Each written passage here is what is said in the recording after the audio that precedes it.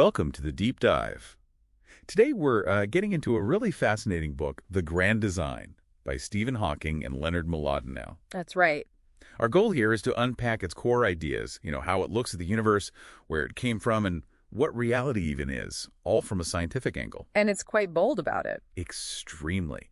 The book basically argues that science gives us enough answers for life's big questions, suggesting, that a divine creator isn't actually necessary in their view. Yeah, they really tackle that head on. It's probably the most controversial part. The argument is that physics, the laws of physics alone, can explain the universe and everything in it. How so? Well, they propose that because of gravity, just the law of gravity of the universe could, and they argue did, just spontaneously create itself. From nothing. From nothing. It's a powerful idea, definitely challenges a lot of long-held beliefs, philosophical, theological. It really makes you pause, doesn't it? But they don't stop there. They also question what we even mean by reality. They introduce this thing called model-dependent realism. Yes. And that's another fascinating layer. What does that actually mean, though, for us? Okay, so the implication is, it suggests there isn't just one single objective reality that exists completely separate from us observing it or from the models we use. So different scientific models could describe the same thing correctly. They can be equally valid explanations. So our understanding of reality isn't some fixed thing out there. It's shaped by the lens we're using, the model. They use that great example, the goldfish in the curved bowl. From inside the bowl, looking out, everything seems distorted, moves funny. But for the goldfish, that is its reality, and it's perfectly consistent within its curved bowl model. I see. And they argue our reality is sort of like that, too. It's our model, internally consistent, but maybe just one way of looking at things. So if our reality is just one model among potentially others, it kind of shakes the idea of some ultimate truth we're all searching for. Like truth is more a useful map than the territory itself. That's a good way to put it. Okay, so the book keeps going deeper, right, into quantum mechanics. This is where things get really counterintuitive. Oh, absolutely.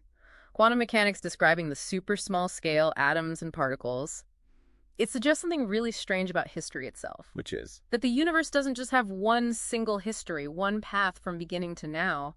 Instead, and this is hard to wrap your head around, it suggests that all possible histories of the universe exist at the same time. Wow.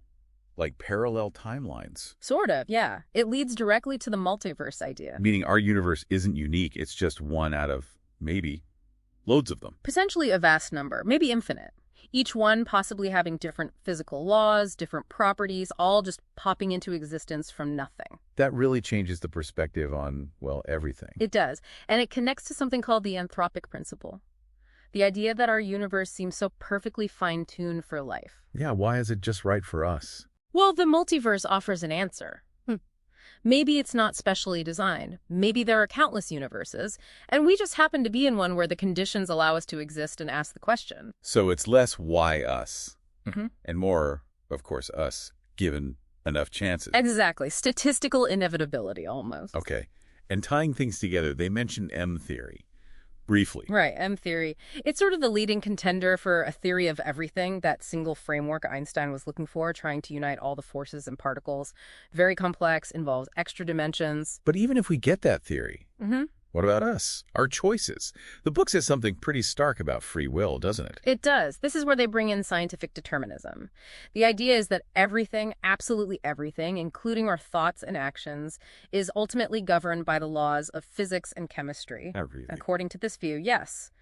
Which implies that free will, the feeling that we're freely choosing, might be an illusion. An illusion. So we're just biological machines. Essentially, yes. Operating according to physical laws, that's the implication. Wow. That's quite something to digest.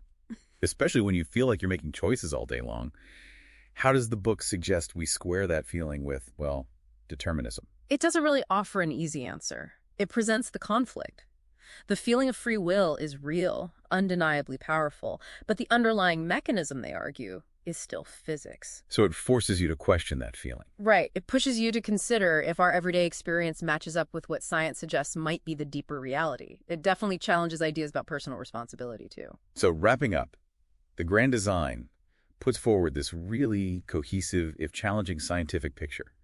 A universe that creates itself, a reality that depends on how we look at it, And maybe no real free will. It's a profound set of ideas. It really encourages you to think critically, to connect these big concepts to, our own place in the cosmos. It's about questioning assumptions. Definitely. So here's something for you, the listener, to think about.